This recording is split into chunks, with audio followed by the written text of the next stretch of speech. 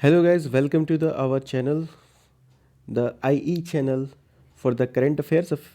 So first we are going to talking about the most important news that the for about the SBI state bank of India के बारे में बात करें तो ये public sector bank है और जो दिनेश कुमार खर्रा हैं इनको अपॉइंट किया गया है news as a new chairman के। ठीक है, तो एसबीआई बैंक एक इंडिया ही नहीं बल्कि एक ग्लोबली एक काफ़ी इंपॉर्टेंट बैंक है।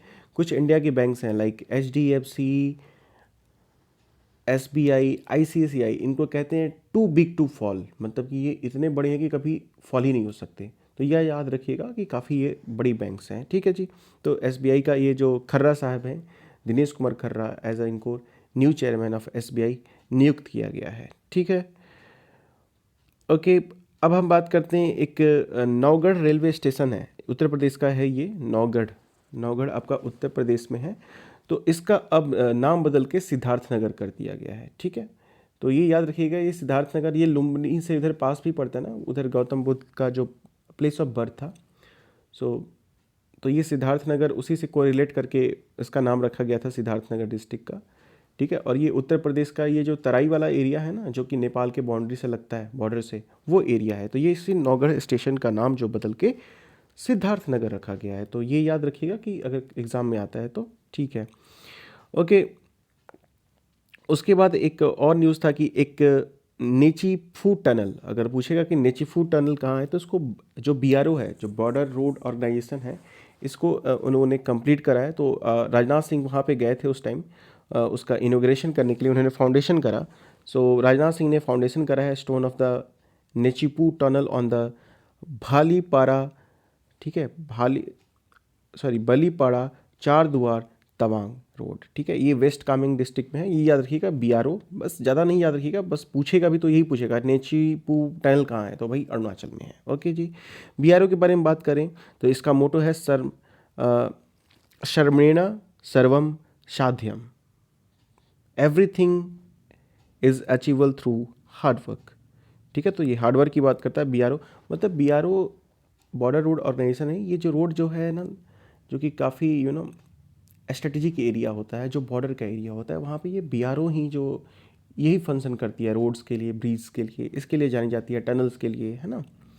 इसको 7 मई 1960 में इस्टेब्लिश किया गया था। हेडक्वार्टर इसका नई दिल्ली है। डायरेक्टर जनरल है लेफ्टिनेंट जनरल हरपाल सिंह, और ये मिनिस्ट्री ऑफ डिफेंस के अंडर में आता है बीआरओ। ठीक है, इसको कहते हैं बॉर्डर रोड ऑर्गेनाइजेशन। अब हम बात करते हैं Zoji La tunnel, the longest tunnel road in Asia.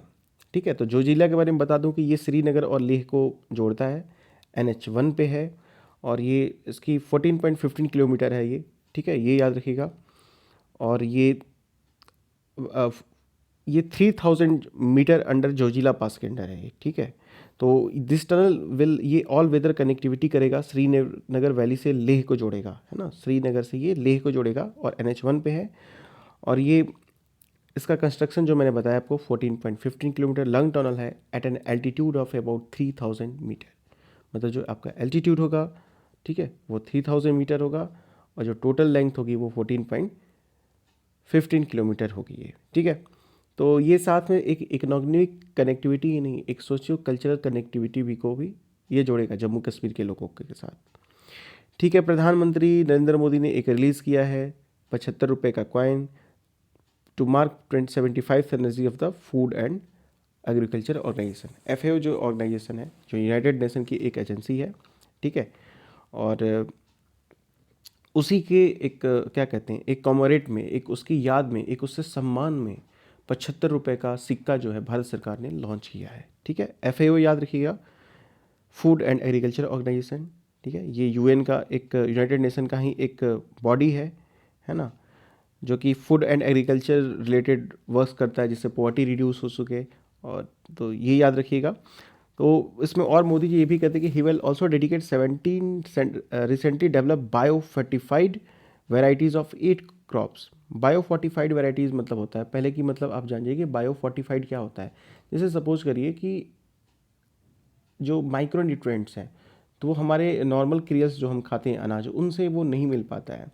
तो और जो माइक्रो न्यूट्रिएंट्स हैं वो काफ़ी बॉडी के लिए एसेंशियल हैं। लाइक माइक्रो न्यूट्रिएंट्स की बात करते हैं तो आयरन हो गया, विटामिन A हो गया, है ना, विटामिन जितने हो गई वो होगी, कुछ जिंक के कंपोनेंट होंगे, ये सब बॉडी के लिए काफ़ी ज़रूरी होती है। तो अगर इन्हीं की बात करते हैं तो जैसे एक आपने नाम सुना होगा, एक गोल्डन राइस करके आता है, तो गोल्डन राइस जो ना विटामिन ए में रिच होता है। अभी एक प्रोजेक्ट और हुआ था कि जो भारत सरकार है या फिर जो वो कुरकुरे कंपनी से बात कर रहे हैं कि आप ये जो कुरकुरे वाला जो चिप्स या फिर जो भी आप कुरकुरे बेचते हो, सेल करते हो, तो आप ऐसा क्यों ना करो कि उसमें आप माइक्रो न्यूट्रिएंट्स को ऐड करो, जिससे बच्चे एक तो ऐसे ही उसके तरफ अट्रैक्ट होते हैं पैकेट वाले फूड से, तो उसमें उनको उसी बहाने माइक्रो न्यूट्रिएंट खिलाया जाए, है ना। तो ये भी एक बात है। तो यहाँ पे नरेंद्र मोदी ने 17 recently develop biofortified varieties of 8 crops को लॉन्च किया। This varieties along with the other food ingredients will transform the normal Indian thali into the nutri थाली।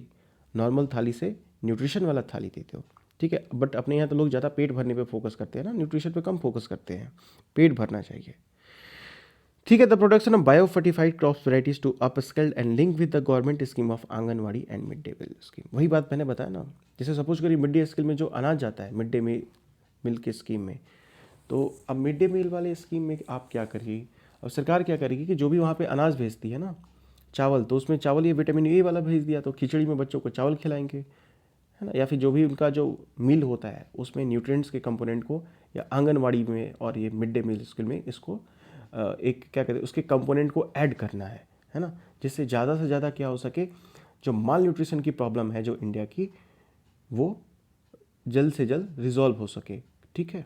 ये बात होती है यहाँ पे, ठीक है जी। तो इंडिया को कुपोषण मुक्त करना है। FAO के बाद में बात करें तो ये 16 अक्टूबर 1945 को हुआ था। यूएन की एक स्पेशलाइज एजेंसी है। इसका एफर्ट है defeat hunger and improve food security and nutrition. भाई इसका मोटो क्या है, हंगर को डिफीट करना है ना। जैसे FAO क्या करती है ना, बहुत सारे जो इंस्टीट्यूशन है उनके साथ मिल के जो नई जो टेक्निक्स होती है एग्रीकल्चर की, या फिर जो ओल्ड टेक्निक्स है उसको डेवलप करना, कि बेसिकली ये है कि भाई फूड की प्रोडक्टिविटी को बढ़ाओ, और वो भी सस्टेनेबल मैनर में, अनसस्टेनेबल नहीं, सस्टेनेबल मैनर में, ये याद रखिएगा, ठीक है। तो defeat hunger and improve the food security and nutrition, ये फॉर्मेशन हुआ था 16 अक्टूबर 1945 को। इसका हेडक्वार्टर इटली में है, और जो ये अंडर आती है UNESC, है ना, इसको United nation economic and social council भी कहते हैं। इसके हेड जो है अभी क्विंग कू दोंगयू हैं, ठीक है। ओके, अब एक और न्यूज़ आता है इसमें, ये काफ़ी इंपॉर्टेंट न्यूज़ था कि development monitoring and evaluation office NITI Aayog survey the data governance quality index. एक डेटा गवर्नेंस, जैसे कि डिजिटल इंडिया का आप कैसे यूज़ कर रहे हैं, आप डेटा का गवर्नेंस में कैसे यूज़ कर रहे हैं, उसके बारे में एक मॉनिटरिंग एंड इवेल्यूशन ऑफिस जो नीति आयोग है उसने सर्वे किया है डेटा गवर्नेंस क्वालिटी इंडेक्स को। और उस इंडेक्स में ये बताता है कि डिपार्टमेंट ऑफ जो फर्टिलाइजर है ना, मिनिस्ट्री ऑफ केमिकल एंड, उसको सेकंड रैंक बताता है among 16 economic ministries department. Third rank बताता है ये आपका, ठीक है, थर्ड रैंक जो आउट ऑफ द 65 मिनिस्ट्री, ठीक है। इसमें ये DGQ है उसको मिलता है ना। तो ये काफ़ी सारे हैं, ये थोड़ा सा एक इम्पॉर्टेंट कंपोनेंट होता है। नेक्स्ट एक काफ़ी इंपॉर्टेंट न्यूज़ आता है, इसका नाम है गवर्नमेंट ने एक लॉन्च किया है असीम मिशन। असीम की बात करते हैं तो इसको कहते हैं कि Ambedkar social innovation incubation mission. ये पार्टिकुलरली ये टारगेट करेगा जो शेड्यूल कास्ट के स्टूडेंट्स हैं उनको टारगेट करेगा। और ये ministry of social justice and empowerment ministry के अंतर्गत आता है। इसका असीम का जो मेन एम है to promote innovation and entrepreneurship among SC students and with special preference to divyangs in higher education campuses, because there is a need to identify the innovative ideas and provide focused support to young entrepreneurs who are engaged in working on innovative and technology oriented business ideas either in educational campuses or technical business incubators to help them to set up successful commercial enterprise। आम शब्दों में कहें तो ये जो असीम है, ये schedule caste के जो स्टूडेंट्स होते हैं उनकी जो इनोवेशन की जो क्वालिटी है, एंटरप्रेन्योरशिप को, उसको ये आइडेंटिफाई करेगा और उनको प्रमोट करेगा एंटरप्रेन्योरशिप के लिए। तो ये असीम पोर्टल गवर्नमेंट ने लॉन्च करा है, ministry of social and justice के अंतर्गत ये आता है, ठीक है। तो इसमें इन्होंने बात किया है कि गवर्नमेंट सेटअप करेगी वेंचर कैपिटल फंड को for schedule caste and supporting 1000 innovative ideas till 2024। याद रखिएगा 2024 तक ये इसको 1000 इनोवेटिव आइडियाज़ को करेगा, ठीक है। जैसे सपोज करो कोई SC शेड्यूल कास्ट का एक बच्चा है या फिर एक स्टूडेंट है जो हायर एजुकेशन में करता है, वो कुछ इनोवेशन करता है, उसके अंदर एंटरप्रेन्योर स्किल है, बट ड्यू टू द एक सोशल स्टिग्मा कहिए या फिर एक उनके मन में होता है ना कि मतलब जो कुछ बच्चे हैं ऐसा सोच लेते हैं कि वो आगे नहीं आ सकते हैं, एंटरप्रेन्योरशिप को स्किल नहीं दिखा पाते हैं, बिकॉज कि वो बैकवर्डनेस से काफ़ी गुजरे होते हैं ना, तो वो डरते हैं बोलने से कि कहीं उनका मजाक ना बन जाए। बट मजाक नहीं, उसको आइडेंटिफाई करिए ना आप, उनके अंदर एंटरप्रेन्योरशिप, उनको करेज दीजिए कि बच्चा तू भी कर सकता है ना। ये तो खैर गवर्नमेंट की पॉपुलिस्ट पॉलिसी है, ऑल्दो ऐसा नहीं है कि शेड्यूल कास्ट के स्टूडेंट्स ऐसा नहीं है, बट जो भाई सरकार जो बना रही है उसको तो हमें इज्जत तो देना ही पड़ेगा ना, पॉपुलिस्ट मेजर है। बट अगर हम बात करें तो ऐसा नहीं है कि शेड्यूल कास्ट के स्टूडेंट्स इस समय एंटरप्रेन्योर नहीं। अब मायावती जी को देखिए ना, कितनी बड़ी एंटरप्रेन्योर है, हाँ क्या बिजनेस है उनका, ठीक है। उसके बाद प्रधानमंत्री ने लॉन्च किया है, इनोग्रेट करा है अटल टनल नियर रोहतांग पास।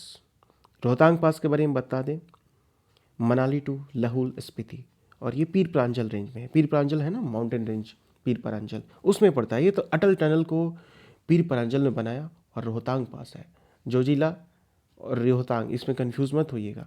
रोहतांग का याद रखिएगा, मनाली टू लाहौल स्पीति की बात करता है ये, ठीक है।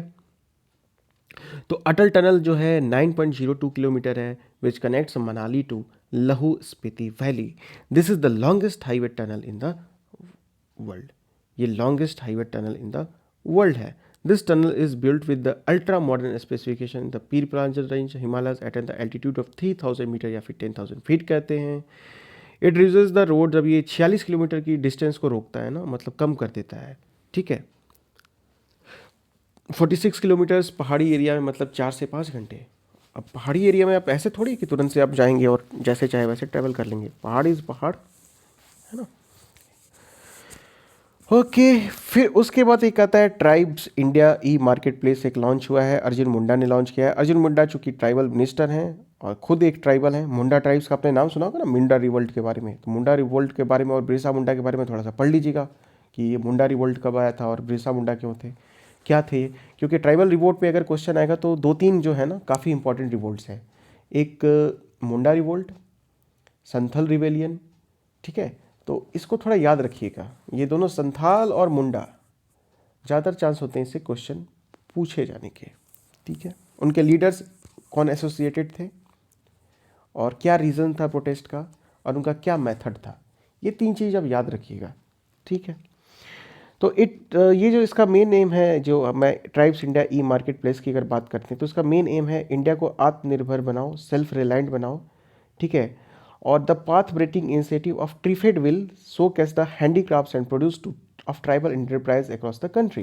जो ट्राइफेड जो एक इंस्टीट्यूशन बनाई गई है, एक ट्राइफेड जो ऑर्गेनाइजेशन बनाई है, तो ट्राइफेड की मदद से जो ट्राइबल्स के जो उनके अपने स्किल्स जो हैंडीक्राफ्ट्स होते हैं, जो कि जैसे होता है ना कुछ बैम्बू पे बनाया, कुछ क्राफ्ट बनाया, एक अलग तरीके से एक डिज़ाइन, एक प्लेट बना दी, एक फर्नीचर बना दिया या फिर एक पेंटिंग बना दिया, तो जो भी है तो उसको प्रमोट करना है उसको, ठीक है। तो उसको ई मार्केट प्लेस, मतलब कि जैसे अमेजन के प्लेटफॉर्म पे उसको जोड़ो ना, आप अमेजन पे बेचो। तो क्या कि एक छत्तीसगढ़ का एक जो ट्राइबल है, एक बस्तर जिले का ट्राइबल है, जो ट्राइब है वो भी अपने ट्राइबल प्रोडक्ट्स को अमेजन या फ्लिपकार्ट जैसी कंपनीज़ के वेबसाइट पे उसको बेच सके, तो उसको ई मार्केट प्लेस पे आप दीजिए।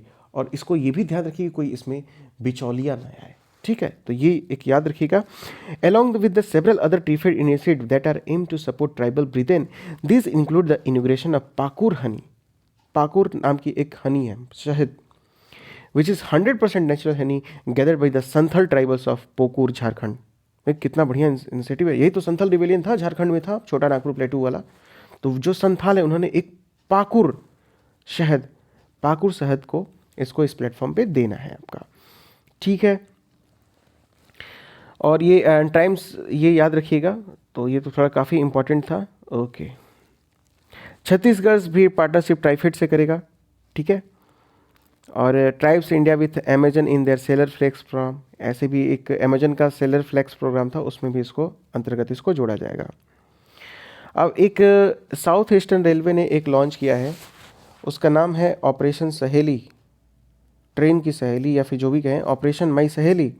तो ये it aims to boost the security of women passenger in train during the entire journey. बस इतना याद कि भी सहेली, ऑपरेशन माई सहेली क्या है, ठीक है। तो ये साउथ ईस्टर्न रेलवे ने इसको लॉन्च किया है और ये वुमेन सिक्योरिटी के लिए है, वुमेन पैसेंजर की सिक्योरिटी के लिए बात करता है। इसमें एक प्रोजेक्ट में क्या करेंगे, टीम्स ऑफ वुमेन एसआई जो है इंटरेक्ट करेंगे लेडीज़ पैसेंजर के साथ ट्रेन में, कि आपके साथ कोई प्रॉब्लम तो फेस नहीं हो रही है, आपके साथ किसी ने बदतमीजी तो नहीं की। अब बदतमीज़ तो हर जगह हैं, वो ट्रेन में भी हैं, गली में भी हैं, आपको पता है ना, ईव टीजिंग तो जनरली होता है।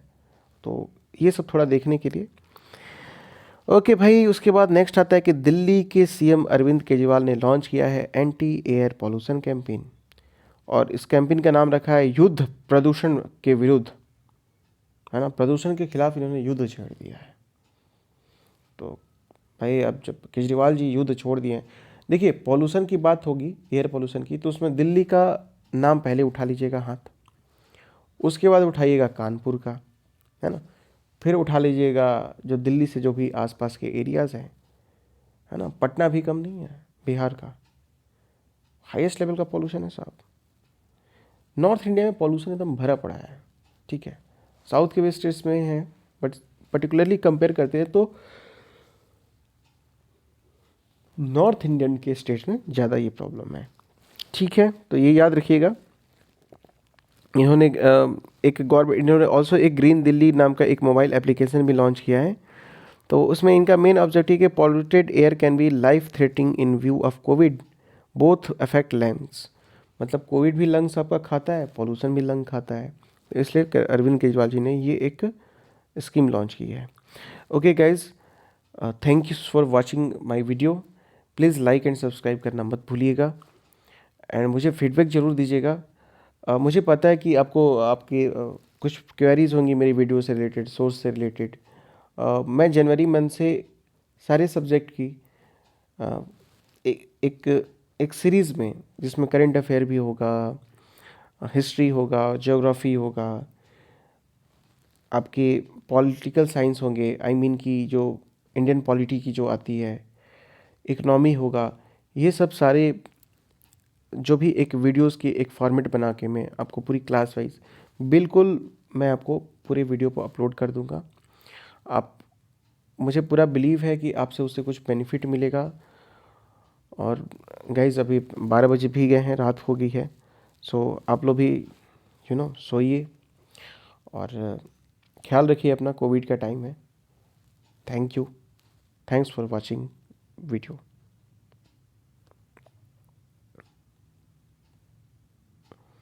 जय हिंद।